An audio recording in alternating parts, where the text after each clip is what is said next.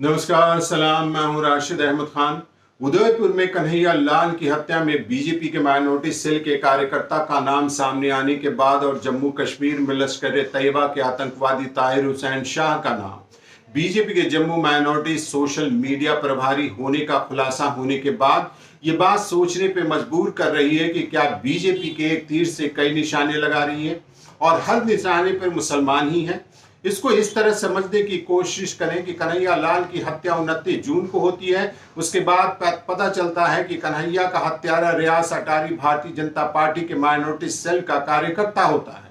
उसके बाद 3 जुलाई को जम्मू कश्मीर के लश्कर तैयबा के 2 आतंकवादी तालिब हुसैन शाह और उसके एक साथी अमरनाथ यात्रा पर हमले की घटना को अंजाम देने की योजना बना रहे थे कि इलाके के रहायशी लोग उन्हें पकड़ लिया और पुलिस के हवाले कर दिया।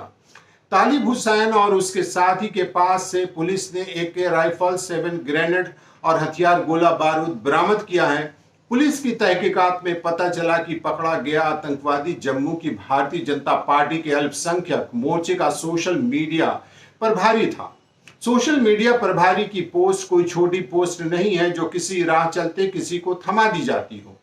लेकिन उदयपुर और जम्मू कश्मीर की घटना के बाद इंसान ये सोचने पे मजबूर हो जाता है कि क्या बीजेपी के माइनॉरिटी सेल में कार्यकर्ताओं के भर्ती के तरीके बदल दिए गए हैं। क्या बीजेपी के माइनॉरिटी सेल में आतंकवादी और बदमाश छवि के लोगों को भर्ती किया जा रहा है। अगर गौर करें तो उदयपुर और जम्मू कश्मीर की घटना को अंजाम देने वाले में काफी कुछ समानता है।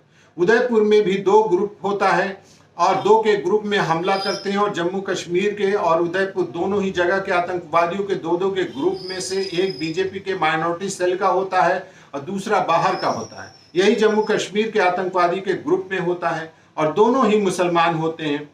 क्योंकि आतंकी और बदमाश के सिर पर सत्ता का हाथ हो तो फिर बात ही क्या है। गुंडे, बदमाश, डॉन, माफिया के लोग हर सियासी पार्टी के सत्ता के साथ होते हैं, लेकिन ये पहला मौका है जब आतंकवादी किसी सियासी पार्टी में प्रभारी बन रहे हैं। इस बात को इस तरह से समझने की कोशिश करें कि छुरी तरबूज पे गिरे या तरबूज छुरी पर गिरे, कटना तो तरबूज को ही है।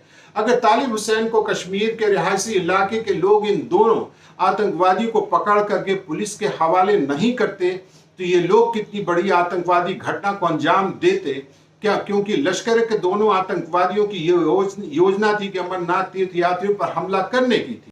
अगर ये हो जाता तो उसके बाद पूरे देश का माहौल मुस्लिम विरोधी कर बीजेपी हिंदू मुस्लिम का खेल जमकर खेल रही होती।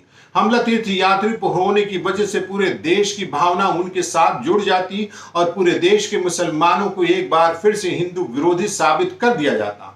अगर सरकार के ऊपर अमरनाथ यात्रियों पर हमला करने वाले आतंकवादियों को पकड़ने का दबाव बढ़ता तो बीजेपी के जम्मू के सोशल मीडिया प्रभारी होने की वजह से सरकार के हमेशा सर्विलांस के में है। सरकार जब चाहे उन लोगों को पकड़ सकती थी, पकड़ने के बाद सरकार अपनी पीठ थपथपा रही होती।